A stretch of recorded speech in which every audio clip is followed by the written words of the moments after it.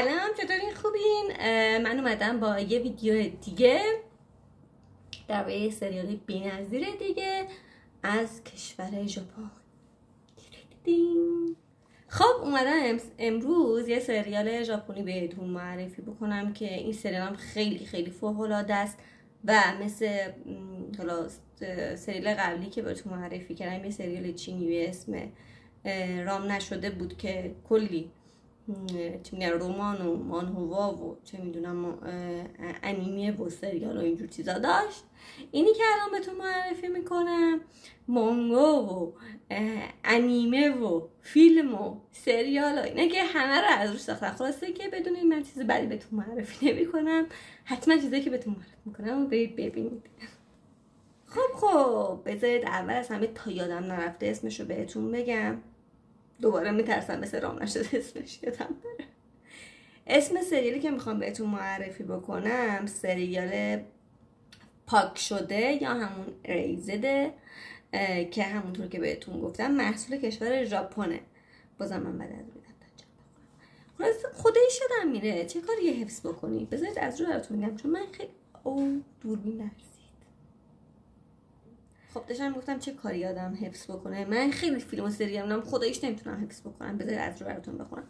خب همونطور که میدونید ما عاشق فیلم و سریال های دلهره آوریم، پس قطعا این سریال هم جانرش دلهره آور، سفر در زمان، دراما، فانتزی، رازآلود و روانشناسیه. بذارید یکم در مورد جانرش قلقلکتون بدم. کنار اون سفر در زمانش جالبه. اینجوری بذارید بهتون بگم یه سفر در زمان خیلی هیجان آوره. آره اینجوری هست. سال انتشارش مال 2017، 12 قسمته. کارگردانش شیمو یاما. بازیگراش یوکی فوروکاوا، رو یوچیکاوا، تومو کوژو تانی، برندا جوان وونگ. چه اسمایی خدایش خیلی سخته. همون انگلیسی ها رو اسم رو بلدم. رتبهش توی IMDb 7.8 بوده. خب بذارید یه خلاصه بهتون بگم درباره سریال که بعد بریم من نظرمو درباره‌اش بهتون بگم. بعد از اینکه ساتورو مادرش رو کشته پیدا میکنه، استعداد فارغ‌العاده‌اش اونو میبره به 18 سال پیش تا بتونه از مرگ مادرش و 3 تا از همکلاسیاش جلوگیری کنه.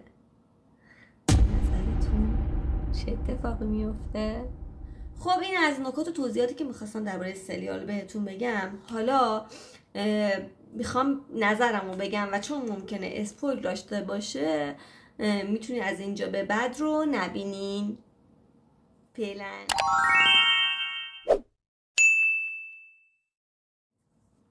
خب داستان کلیه، یعنی میدونین از اون من میخوام بگم وقتی خلاصش رو بهتون گفتم که مادر نقش اصلی کشته شده و نقش اصلی اونو کشته پیدا میکنه. از همینجا میتونید بفهمین که چقدر دلهره‌آور و جنایی طوره. و اسپویلی که بخوام بهتون بکنم این که این پسر یه استعداد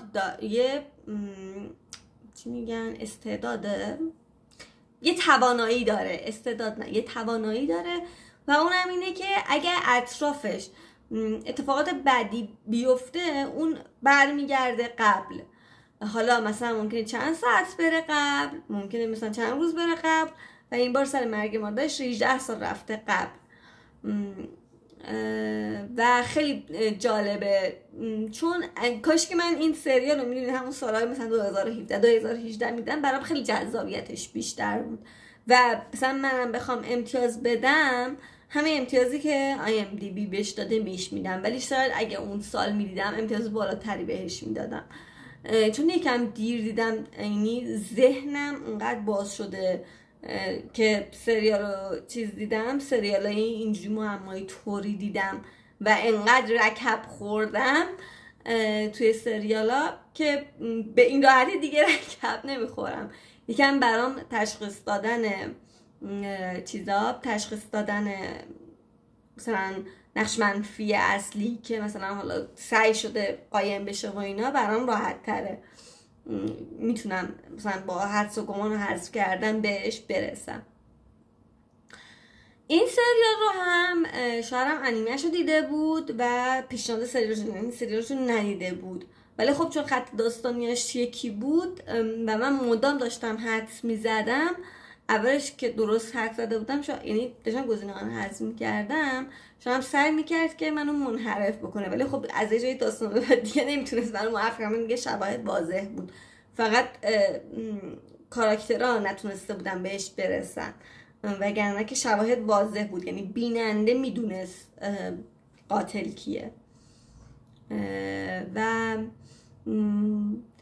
جذابیت داشت، یعنی نمیگم بدون جذابیت، من خیلی دوستش داشتم، اینجوری نبود که بگم پیشنهادش نمیدم به شما ببینید. به نظر من سریالی که میتونید ببینید اگه به این ژانر علاقه دارید و اگه مثل من باشید، خب چون 12 قسمته توی 6-7 قسمت خیلی براتون هیجان انگیزه، تو اونجوری هم نیست که شما مثلا از قسمت 2 بفهمید قاتل کیه، نه، از قسمت مثلا 6 و 7 تا 8 شاید دیگه مثلا بفهمید، بینی با ذهن خودتون بفهمید قاتل رو، که خب ما تو قسمت های آخرتر فکر میکنم 8 و 9 اینا بود به مخاطب نشون میده که مثلا قاتل کیه، ولی همینجوری اگه مثل من یعنی تازه میخواین بیاین تو این ژانر باشه یا خیلی شاید حدس زدنتون توی نقش منفیا خوب نیست، هنوز خیلی رکب نخوردید از نقش منفیا،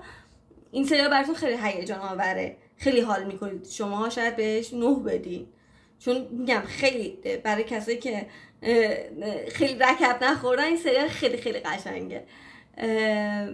برای من هم قشنگ بود، یعنی من هم امتیاز 7 تا 8 یا 8 بین 7 تا 8 بهش میدادم، بین 7 و نیم تا 8 بهش میدادم اگر میخواستم امتیاز بدم. خلاصه اینکه سریال بدی نبود، بهتون پیشنهاد میکنم ببینینش، سریال جنایی جالبی بود. خب اینم از این سریال، امیدوارم خوشتون اومده باشه. خب الان که داشتم توضیحاتو میگفتم که من امتیازو بدم، من اون امتیازو میدم، نظرتون چیه؟ اگه دوست دارین مثلا بگم من خودمم به این سریال چه امتیازی میدم، چون تازه اولای چنل یوتیوبه این کار برام راحته که مثلا توی ویدیو اضافه بکنم که امتیاز خودم چیه، فکر میکنم چیز جالبی بشه. نظر شما چیه؟ فعلا تا ویدیو بعدی.